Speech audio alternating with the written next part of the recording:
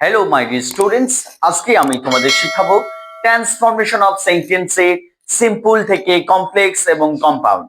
আমরা শিখবো কেমন করে কোনো সিম্পল সেন্টেন্সের সিম্পল থেকে কমপ্লেক্স এবং কম্পাউন্ড করতে হয় এবং ওই কম্পাউন্ড থেকে কেমন করে কমপ্লেক্স এবং সিম্পল করতে হয়।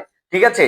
সো মাই ডিয়ার স্টুডেন্টস, দেখো আমরা ট্রান্সফরমেশন অফ সেন্টেন্সে আজকে আমরা আলোচনা করতে চলেছি simple to complex to compound. Okay, number 1 rules, যদি কোনো সিম্পল সেন্টেন্সে টু ডট ডট টু থাকে, টু ডট ডট টু যুক্ত কোনো সিম্পল সেন্টেন্সকে যখন আমরা কমপ্লেক্স করব তখন আমরা টু এর পরিবর্তে সো, তারপর যা আছে তাই, আর টু এর পরিবর্তে আমরা দ্যাট বসাবো। আর যখন এটাকে আমরা কম্পাউন্ড করব, টু ডট ডট টু বা সো ডট ডট দ্যাট যুক্তকে যখন আমরা কম্পাউন্ড করব তখন টু এবং সো এর পরিবর্তে ভেরি বসাবো, তারপর যা আছে তাই, টু এবং দ্যাট এর পরিবর্তে আমরা অ্যান্ড বসাবো। ঠিক আছে? তারপরে আমরা এই পরবর্তীতে সাবজেক্ট দিয়ে একটা সেন্টেন্স গঠন করব। যেমন he is too poor. He is too poor to buy a book. He is too poor to buy a book. অর্থাৎ এই সেন্টেন্সকে যখন আমরা কমপ্লেক্স করব, he is too poor to buy a book, তাহলে টু ডট ডট টু যুক্ত এমন simple সেন্টেন্সকে যখন আমরা কমপ্লেক্স করব তখন কি করব? দেখো, he is টু এর জায়গায় so, তারপরে যা আছে তাই poor, আর টু এর জায়গায় দ্যাট, আর এই দ্যাট এর পরে প্রথমে যে সাবজেক্ট আছে এই সাবজেক্টটি এখানে বসবে। ঠিক আছে? তাহলে দ্যাট এর পরে কি হবে? এই সাবজেক্ট এখানে বসবে, হি বসিয়ে দিলাম। এবার মেন ভার্ব দেখো ইজ প্রেজেন্ট ফর্মে আছে, তাহলে modal helping verb plus not হবে, অর্থাৎ ক্যান নট অথবা মে নট। তাহলে মেন ভার্ব যদি প্রেজেন্ট ফর্মে থাকে তাহলে সাবজেক্টের পরে আমরা বসাবো ক্যান নট। ঠিক আছে? তাহলে he is so poor that he cannot, so that he cannot, তারপরে টু এর পরে যা আছে তাই, অর্থাৎ বাই এ বুক। আমি নিয়মটি আবারও বলছি, টু এর জায়গায় সো, তারপর যা আছে তাই, টু এর জায়গায় দ্যাট, এরপরে এই প্রথমে যে সাবজেক্টটি আছে এই সাবজেক্ট এখানে বসবে। এই মেন ভার্ব প্রেজেন্ট ফর্মে থাকলে এখানে হবে ক্যান নট, যদি পাস্ট ফর্মে থাকে তাহলে কুড নট, তারপরে টু এর পরে যা আছে তাই, অর্থাৎ টু এর পরে ভার্বের বেস ফর্ম প্লাস সাবজেক্ট। ওকে, এবার দেখো এই টু ডট ডট টু কে আমরা কম্পাউন্ড করব, তাহলে কিভাবে করব?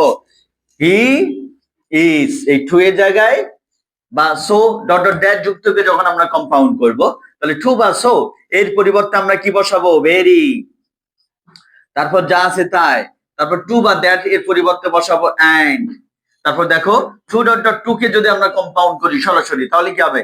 ওই আগের মতোই কমপ্লেক্স যেভাবে করলাম, এই সাবজেক্টটি এখানে বসবে, verb present form so can not, verb past form যদি থাকতো তাহলে কুড নট, তারপরে টু এর পরে যা আছে তাই, by a book, by a book. তাহলে he is very poor and he can not buy a book.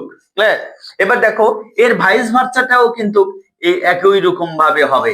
Very dot dot and যুক্ত কোনো কম্পাউন্ডকে যখন আমরা কমপ্লেক্স করব তখন ভেরির পরিবর্তে সো আর এন্ড এর পরিবর্তে দ্যাট দেব, আর দ্যাট এর পরে কি হবে? এন্ড এর পরে যা কিছু ছিল হুবহু হয়ে যাবে। আবার দেখো ভেরি ডট ডট এন্ড যুক্তকে যখন আমরা সিম্পল করব, ভেরি জায়গায় টু আর এন্ড এর জায়গায় টু, আর টু এর পরে কি হবে? সরাসরি ভার্বের বেস ফর্ম আর অবজেক্ট হবে। এই সাবজেক্ট, এই ক্যান নট, এগুলো টু এর পরে হবে না, কারণ টু এর পরে ভার্বের বেস ফর্ম হয় আর অবজেক্ট হয়। ঠিক আছে? ক্লিয়ার এটা?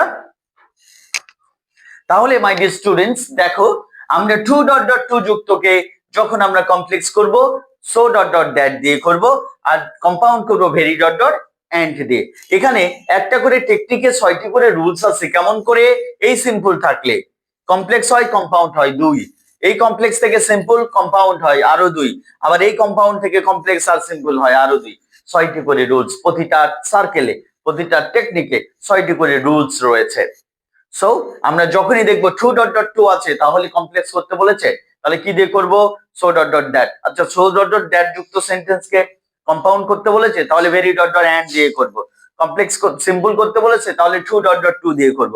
ঠিক এইভাবে আমাদের এটা ভাবতে হবে, মনে রাখতে হবে too dot dot to, so dot dot that, very dot dot and.